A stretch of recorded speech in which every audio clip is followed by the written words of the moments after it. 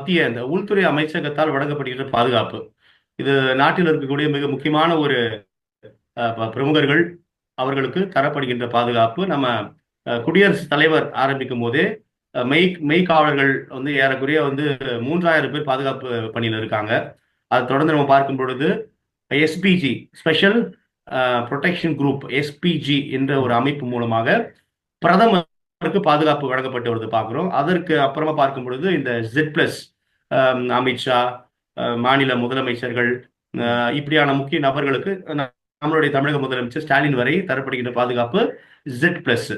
அதுக்கப்புறமா Z பாதுகாப்பு இருக்கு. அது நம்மளோட மாநிலத்தில் பாஜகவின் மாநில தலைமை அண்ணாமலைக்கு தந்திருப்பதை நாம் பார்க்கிறோம். அதற்கு அடுத்தபடியாறு போல் இந்த Y+ பாதுகாப்பு இருக்கு. இந்த Y+ பாதுகாப்பு அப்படின்றது இந்தியாவில் இருக்கக்கூடிய திரைப்பிரபலங்கள் ஷாருக் கான், கங்கனா ராவத், சல்மான் கான் அவர்கள்